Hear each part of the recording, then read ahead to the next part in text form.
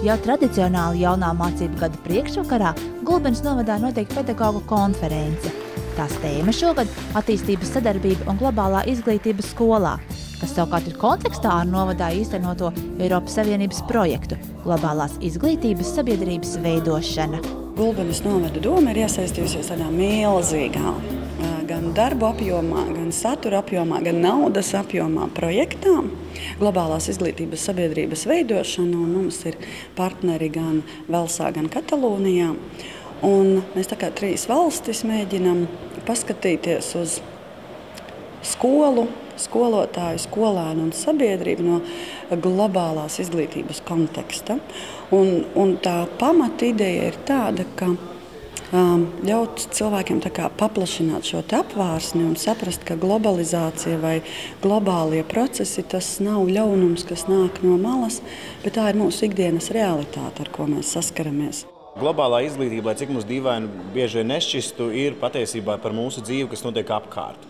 Un šis projekts palīdz ne tikai mums skolotājiem mācīties un saprast, kas ir tie globālie procesi apkārt mūsdienu pasaulē šeit, mūsu pagastā Latvijā, un kā ar viņiem rēķināties un kā mēs esam savstarpēji saistīti, bet arī tas palīdz arī skolēniem saprast, ka tā realitāte tepat un patiesībā globālā izglītība un mācot par globālu izglītību skolēnus ir iespējams šo reālo dzīvi ievest iekšā skolā ļoti reāli atklāt, mācot par diskrimināciju, nevienlīdzību pasaulē, savstarpējo miedarbību, globalizāciju. Visās tajās aktivitātēs, kas mums ir piedāvātas, tas mums ir licis padomāt par to, ka skolotājs stundā var būt ne tikai zināšanu sniedzējs, bet skolotājs var būt cilvēks, kurš rosina vairāk skolēnus pašus domāt un teoriju radīt pašiem, nevis tikai saņemt jau kaut kādas gatavas atbildes no grāmatām. Apmeklējot gan kursus, gan seminārus, gan mācības, sapratu, ka man īstenībā ļoti tas noder kā cilvēkam, kā sievietei. Mums ir jājūtās nevis savā kopienā, maziņā, bet mums ir jājūta, kā mēs, kā šī mazā kopiena izskatāmies vai jūtamies tajā lielajā apritē. Liels ieguvums, ka man nebūs bail, es būšu droši runāt par lielām lietām, kas ir pasaulē un kāda ir mūsu saistība ar to. Globālā izglītība ir vērtību izglītība. Un te ir stāsts par attieksmēm, par vērtībām, par rīcībām, kā es rīkojos. Un pat arī vecais, brīnišķīgais klasikas stāsts par kauju pie Knipskas, kas arī novadnieks ir sarakstījis. Šeit ir ļoti daudz globālie jautājumi – nabadzība, bagātība, tolerance, pieņemšana, līdzjūtība, un šie ir globālās izglītības jautājumi. Tā kā tas mūsu aicinājums, un tas vēlējums bija skolotājiem mazināt šo stresu, ka nevis tās jaunas, superjaunas un modernas lietas. Nē, tās ir lietas, kuras jau mums ir.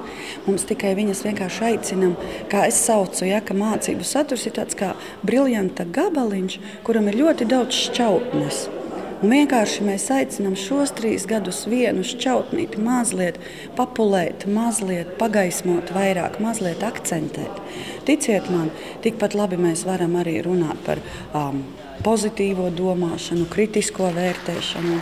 Katrs vai vienalga par kādām tēmām, kas viss ir šajā briljanta gabaliņā, ko saucas par izglītību, ko saucas par mācīšanos mūža garumā.